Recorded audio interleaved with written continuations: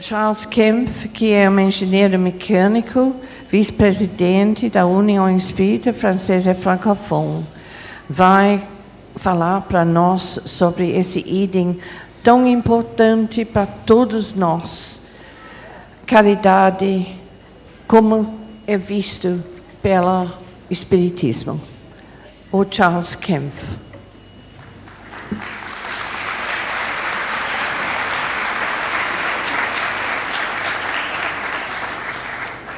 Mesdames et messieurs, bonjour.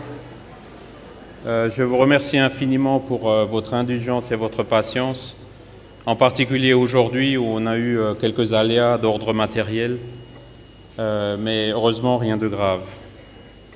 Donc je vais essayer de faire ma présentation le plus rapidement possible aussi pour vous laisser un peu le temps d'avoir un déjeuner correct sur la charité.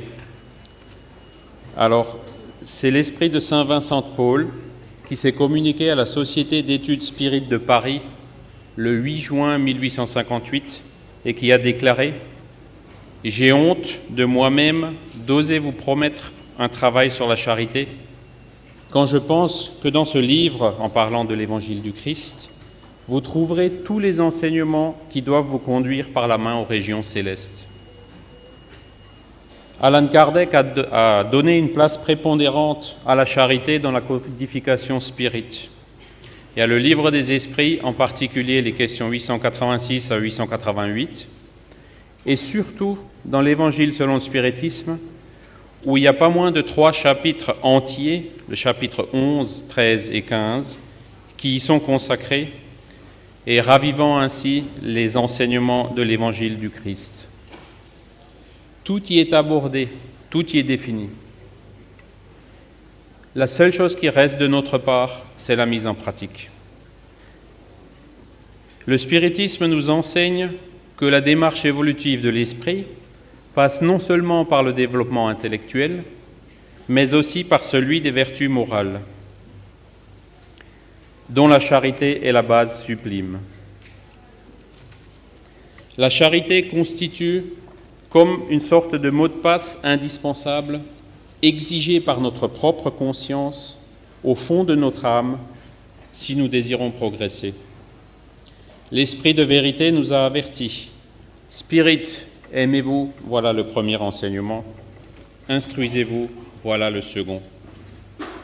L'amour peut se manifester sous diverses formes, mais c'est la charité qui résume tous les devoirs envers le prochain et est donc un passage obligé. Allan Kardec, en parlant des vrais spirites ou des spirites chrétiens, a dit qu'ils s'efforcent de faire le bien et de réprimer leurs penchants mauvais, que la charité est en toute chose la règle de leur conduite. Et l'examen minutieux du parcours de notre maître à tous, Allan Kardec, permet de constater que loin de se contenter de ces simples affirmations, il a lui-même mis en pratique et nous a montré par son attitude exemplaire, même devant l'adversité la plus tenace, la base d'une crédibilité infaillible. Je vais donc essayer de rappeler les diverses formes de la charité et de sa pratique, ainsi que les obstacles les plus courants, en m'inspirant presque exclusivement des communications des esprits obtenues et qui sont transcrites dans les œuvres de la doctrine spirite, et en particulier de l'Évangile selon le spiritisme. À la question numéro 886 du livre des esprits, on a une définition du mot charité donnée par les esprits et qui est « bienveillance pour tout le monde, indulgence pour les imperfections d'autrui, pardon des offenses ». La charité embrasse tous les rapports que nous avons avec nos semblables, qu'ils soient nos inférieurs, nos égaux ou nos supérieurs. Donc la charité peut être analysée sous ces 3 formes principales, qui sont la charité matérielle, la charité intellectuelle et la charité morale. La charité matérielle, quand elle est opportune et juste, est très utile et généreuse, parce qu'elle permet d'assurer le premier de tous les droits naturels de l'homme, celui de vivre. Elle est nécessaire sur la terre, parce que malheureusement la société matérialiste n'assure pas à tous ses membres le droit d'accès aux biens et aux services, ni même aux besoins de base pour leur survie. Le nombre d'exclus augmente, que ce soit dans les pays industrialisés ou dans les pays en voie de développement. Toutefois, les actes de charité matérielle, qu'ils soient philanthropiques, d'assistance sociale ou plus simplement l'aumône, doivent répondre à quelques principes de base.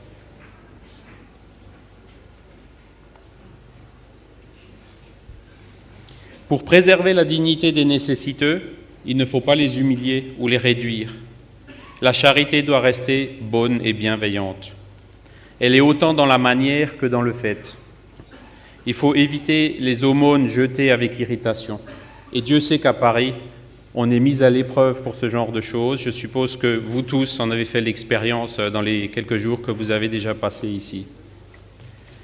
Et c'est toujours Saint Vincent de Paul qui nous dit « Ouvrons notre cœur à la demande du premier malheureux qui nous tend la main. En lui donnant, ne lui demandons pas si sa misère n'est pas simulée ou si son mal n'est pas la conséquence d'un vice. Laissons toute justice et tout jugement entre les mains divines. Laissons la punition des misères cachées au Créateur. Enfin, pratiquons la charité par la seule joie qu'elle nous apporte, sans chercher son utilité. Pour éviter le paternalisme ou l'assistanat qui engendre une dépendance excessive, la charité doit aussi chercher à donner aux nécessiteux les moyens de retrouver les conditions de travail et d'autonomie. Il vaut mieux apprendre aux nécessiteux à pêcher que de leur donner du poisson, par exemple. La charité doit aller au-devant des misères cachées, car les plus nécessiteux ne sont pas toujours ceux qui demandent. Enfin, l'ostentation enlève aux yeux de Dieu le mérite du bienfait. Jésus nous a dit que votre main gauche ignore ce que donne votre main droite. Il nous apprend par là à ne point ternir la charité par l'orgueil. La véritable charité n'attend pas de gratitude, de reconnaissance ou de récompense.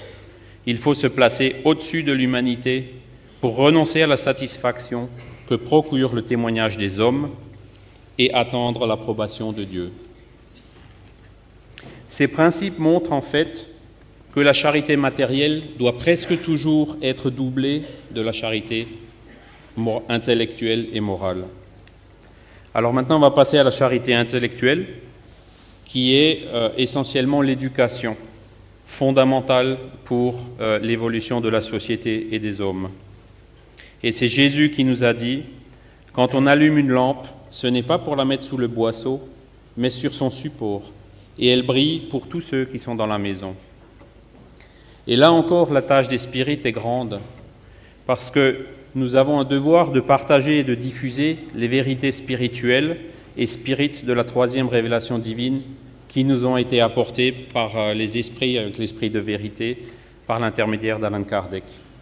Et rien ne justifiera le silence, en particulier d'une autre spirit, qui pouvons élucider notre prochain. Ni la peur, qui dans ce cas serait une entrave au parcours évolutif de l'esprit et qui doit être dominé, ni l'humilité, qui dans ce cas serait fausse. Mais devant l'ampleur de cette tâche, Allan Kardec nous conseille de procéder méthodiquement. Mieux vaut ouvrir les yeux à 100 aveugles qui désirent voir clair qu'à un seul qui se complaît dans l'obscurité. Et Saint Vincent de Paul aussi pondère, il dit « Malgré tout, il ne faut pas mépriser l'ignorance et le vice, mais il faut les instruire et les moraliser. Ayons de la bonne volonté envers les hommes, à l'exemple de l'amour que Jésus et ses messagers ont envers nous. » Examinons à présent la troisième forme de la charité qui est la plus noble, donc la charité morale. C'est la plus difficile à pratiquer, mais c'est celle qui procure le plus de joie intime. Et je vais vous donner quelques définitions et quelques exemples qui là aussi sont tirés essentiellement de l'Évangile selon le spiritisme. Donc qu'est-ce que c'est que la charité morale ? C'est l'indulgence face aux défauts, aux erreurs, aux offenses de nos semblables. C'est la base de la tolérance réciproque au foyer, avec des amis ou en société. C'est la compréhension et la tolérance envers ceux qui ne partagent pas nos idées. c'est avoir soin de ne froisser l'amour-propre de personne. C'est parfois savoir se taire pour laisser parler un plus sot que soi. C'est savoir être sourd quand un mot moqueur s'échappe d'une bouche habituée à railler. C'est ne pas voir le sourire dédaigneux qui accueille votre entrée chez des gens qui, souvent à tort, se croient au-dessus de vous, tandis que dans la vie spirite, qui est la seule réelle, ils en sont quelquefois bien loin. C'est la pitié envers les criminels dont nous comprenons la situation sur le plan évolutif et devant la loi de cause à effet. C'est prier pour les pauvres délaissés qui se sont désincarnés sans avoir été à même de voir la lumière. Ce sont les liens établis avec les nécessiteux plus que ce qu'il leur est donné. Et enfin, c'est tendre la main aux enfants abandonnés. Évidemment, il y a bien d'autres exemples, et c'est encore saint Vincent de Paul qui nous résume de la manière qui suit. « Le Christ ne vous a-t-il pas tout dit en ce qui concerne ses vertus de la charité et d'amour ? Lisez donc ces pages toutes brûlantes du dévouement de Jésus et méditez-les. Elles contiennent des exemples sublimes qui couvrent la majorité des situations auxquelles nous sommes confrontés quotidiennement. La doctrine spirite, telle que Allan Kardec nous l'a codifiée, ne laisse donc aucune ambiguïté quant à la charité, en nous faisant comprendre la nécessité de sa pratique pour l'évolution du prochain et pour notre propre évolution. Nous ne devons pas oublier non plus en tant que spirites que la médiumnité par laquelle nous bénéficions d'instruction, d'encouragement et de consolation par la charité des bons esprits doit aussi assurer la pratique de la charité envers de nos frères de l'au-delà qui sont en difficulté ou qui persistent dans le mal. Et le meilleur exemple de cela, ce sont les travaux de délivrance qui sont réalisés dans les centres spirites. Le conseil de Jésus, donné et on vous donnera, confirme clairement la condition qui nous assure la compagnie des bons esprits dans nos réunions spirites. Luttons contre l'orgueil, l'envie, la jalousie et l'égoïsme qui nous en éloignent. En plus des activités d'études ou d'expérimentation, les centres spirites doivent donc chercher à offrir à leurs membres les occasions de pratiquer la charité, en aidant les personnes souffrantes, incarnées ou désincarnées par des réunions de prière, de passe magnétique ou de délivrance, en recevant, en écoutant et en orientant fraternellement les nécessiteux, en allant au-devant de la misère par des visites dans les hôpitaux, les maisons d'arrêt, enfin, en réalisant des conférences, des réunions publiques d'information pour faire cette charité vis-à-vis de la doctrine spirite, comme nous l'a si bien expliqué l'esprit d'Emmanuel. Le mouvement spirite est humain, et donc il est sujet à l'imperfection des hommes. Par contre, la doctrine spirite, révélation divine par l'intervention des esprits élevés, constitue une base solide, écrite, positive et rationnelle de l'unification du mouvement. Et nous devons donc préserver cette base telle qu'elle n'a été codifiée par Allan Kardec, malgré le caractère progressif de la doctrine qui est lié à l'état d'imperfection de nos connaissances et aux limitations de nos propres capacités d'entendement sur le plan intellectuel et moral. La charité joue donc aujourd'hui un rôle fondamental dans le travail d'unification du mouvement spirite au niveau mondial, parce qu'elle limite les obstacles qui sont liés à l'imperfection des hommes. Allan Kardec l'avait pressenti en affirmant que la tolérance, conséquence de la charité, qui est la base de la morale spirite, lui fait un devoir de respecter toutes les croyances, voulant être accepté librement, par conviction et non par contrainte, proclamer la liberté de conscience comme un droit naturel imprescriptible, elle dit, la doctrine spirite, « Si j'ai raison, les autres finiront par penser comme moi. et si j'ai tort, je finirai par penser comme les autres. En vertu de ces principes, ne jetant la pierre à personne, le spiritisme ne donnera aucun prétexte à des représailles et laissera aux dissidents toute la responsabilité de leurs paroles et de leurs actes. Chers frères et sœurs spirites, notre responsabilité est d'autant plus grande que nous sommes conscients des lois divines. Nous savons que notre propre intérêt personnel ne sera servi que en fonction de notre ardeur à servir l'intérêt collectif.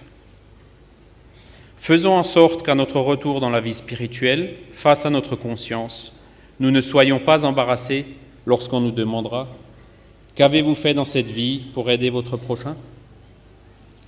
Que la maxime adoptée par Allan Kardec soit la base de tous les spirites sincères. Or, la charité, point de salut. Je vous remercie pour votre attention et pour votre temps.